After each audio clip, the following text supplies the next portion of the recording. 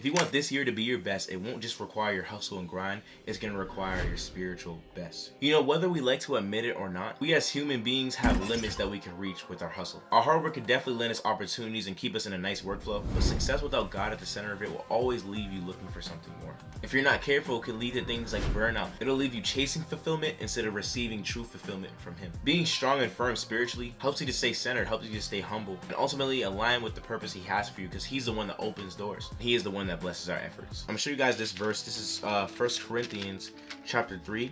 Verses 6 through 9. It's a beautiful depiction of what our efforts truly look like in the eyes of God. I planted the seed, Apollos watered it, but God has been making it grow.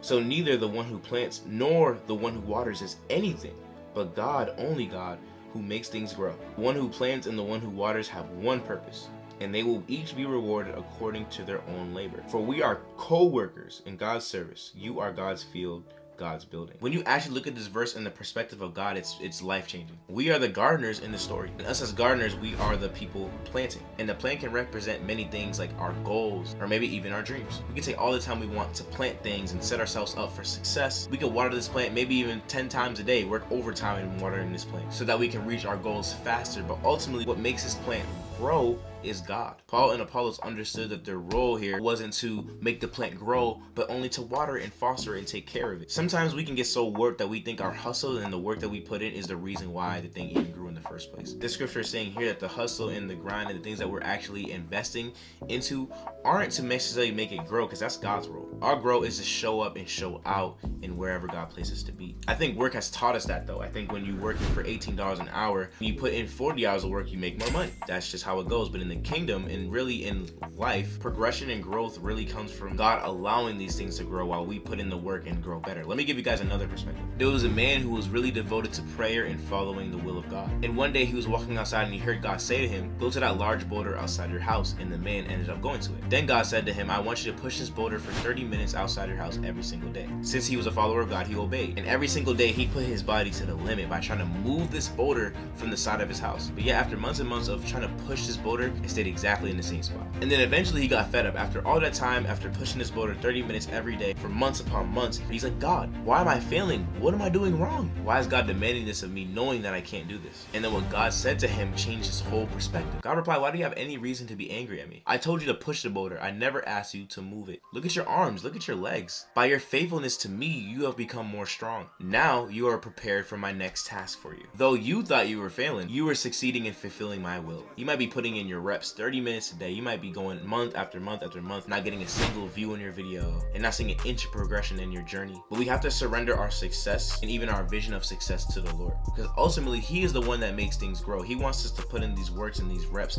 every single day and show up, not for the objective of making things grow, but to get better along the way so that we can manage anything that God is willing to give us. If we are not prepared for God's best for us, then we won't know how to manage it. We might not even give Him praise for it because we thought it was our hustles that did it. You see it today. Most people don't give praise to God when things go right. They just think that, hey, my hard work and success did it, which, hey, you definitely got to put in your work. You definitely got to show up and show out. But don't forget the God that opened the door for you. Now, along with making this year your best year spiritually, your discipline is going to be the thing that actually holds up your discipleship. And funny thing is, you can't even spell discipline without disciple. Did you know that? And on the other hand, my belief is that you can't be a true disciple of Jesus without discipline set up. Titus chapter 2 verses 11 through 12 says, "For the grace of God has appeared that offers salvation to all people.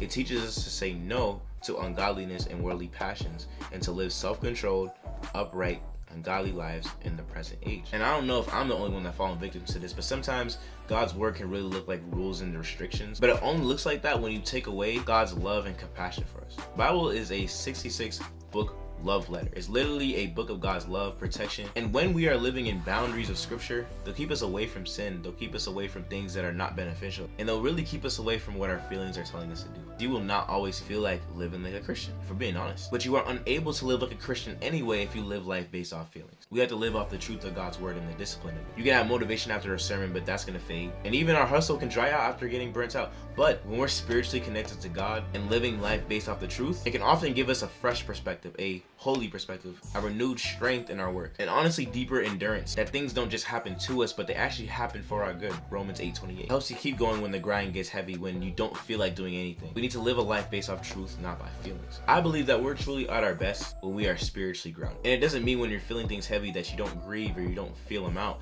It just means that in it you act based off the truth, not based off how I feel and how I want to react. When we do so and we keep God at the center, we'll have a better godly perspective. We'll have deeper endurance. This has been something I've been convicted about heavy recently, y'all. I'm gonna be honest with you. And if you felt anything or you wanted to add or contribute anything to what I said, please, without a doubt, feel free to comment that down below in the comment section. I love engaging with that type of stuff. And if getting closer to God is something that you want to achieve this year, definitely check out this video right here. These are some practical tips on how to grow closer in your relationship with God this year. I'll see you guys there.